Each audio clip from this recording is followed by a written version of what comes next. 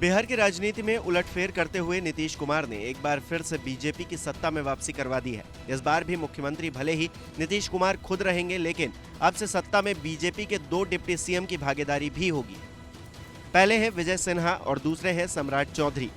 सम्राट चौधरी को जहां विधायक दल का नेता चुना गया है, तो वहीं पर विजय सिन्हा को उपनेता। अब बिहार की सियासत में इन दोनों नेताओं का क्या कद है, हम आपको इस वीडियो में बताते हैं।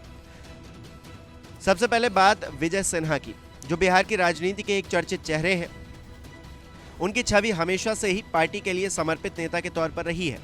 5 जून 1987 को लखीसराय के तिलकपुर में जन्मे विजय सिन्हा आरएसएस की पृष्ठभूमि से आते हैं। उनके बैकग्राउंड की बात करें तो मात्र 13 साल की उम्र में विजय सिन्हा ने बाढ़ में आयोजित बीजेपी के एक कार्यक्रम में सहयोग किया था। 15 साल की उम्र में वो दुर्गा पूजा समिति के सचिव बने। 1983 में एएन कॉलेज में पढ़ते हुए उन्होंने अखिल भारतीय विद्यार्थी परिषद से जुड़कर छात्र राजनीति में कदम रखा और पॉलिटेक्निक कॉलेज में पढ़ते हुए 2 साल बाद ही 1985 में राजकीय पॉलिटेक्निक मुजफ्फरपुर छात्र संघ के अध्यक्ष बन गए। 1990 में सिन्हा को राजेंद्र नगर मंडल पटना महानगर भाजपा में उपाध्यक्ष पद की जिम्मेदारी मिली।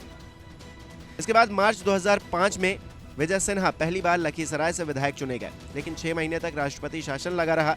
उसी साल नवंबर में दोबारा विधानसभा चुनाव हुए, लेकिन उन्हें हार मिली। फिर 2010 में हुए विधानसभा चुनाव में 5 साल लंबे इंतजार के बाद उन्हें जीत मिली और उसके बाद वो लगातार 3 बार लखीसराय सीट से विधायक रहे। इससे पहले वो संगठन के अलग अलग कामों में एक्टिव रहे।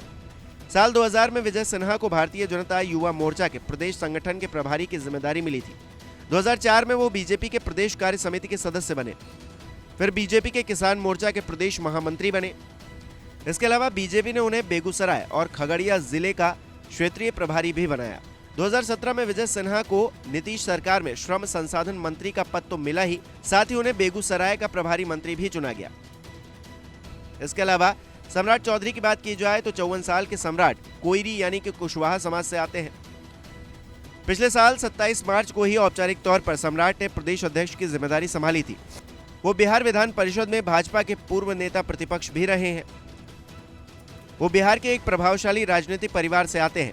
खास बात यह है कि 2017 में बीजेपी ज्वाइन करने वाले सम्राट पहले लालू की आरजेडी और नीतीश की जेडीयू दोनों ही पार्टियों के साथ जुड़े रहे हैं। सम्राट चौधरी परबत्ता से 2 बार बिहार विधानसभा भी पहुंच चुके हैं। वो राबड़ी देवी सरकार में मंत्री भी रहे। उनका राजनीतिक करियर साल 1999 में शुरू हुआ। 2014 में लोकसभा चुनाव में जेडीयू के हार की नैतिक जिम्मेदारी लेते हुए जब नीतीश ने मुख्यमंत्री पद छोड़ा, तो सम्राट चौधरी ने आरजेडी से नाता तोड़ लिया और जितिन राम मांझी मंत्रिमंडल में शामिल हो गए। उनके पिता अनुभवी राजनीतिज्ञ शकुनी चौधरी लालू प्रसाद यादव के करीबी माने जाते हैं। शकुनी चौधरी खगड़िया से कई बार विधायक और 1 बार सांसद भी रहे। इसके अलावा वो समता पार्टी के संस्थापक सदस्य भी थे, जिससे मूल रूप से नीतीश कुमार जुड़े थे। सम्राट चौधरी की मां पार्वती देवी भी तारपुर विधानसभा सीट का प्रतिनिधित्व कर चुकी हैं। फिलहाल बिहार में खेला हो चुका है। नीतीश कुमार के साथ अब तेजस्वी की जगह विजय सिन्हा और सम्राट चौधरी सरकार में मुख्य भूमिका निभाते हुए नजर आएंगे।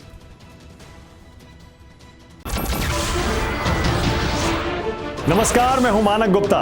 अगर आपको हमारा ये वीडियो पसंद आया हो तो इसे लाइक और शेयर जरूर करें, और हां, हमें सब्सक्राइब और फॉलो करना ना भूलें ताकि आप देश और दुनिया की कोई खबर मिस ना करें। तो जुड़े रहिए हमारे साथ और देखते रहिए न्यूज़ 24।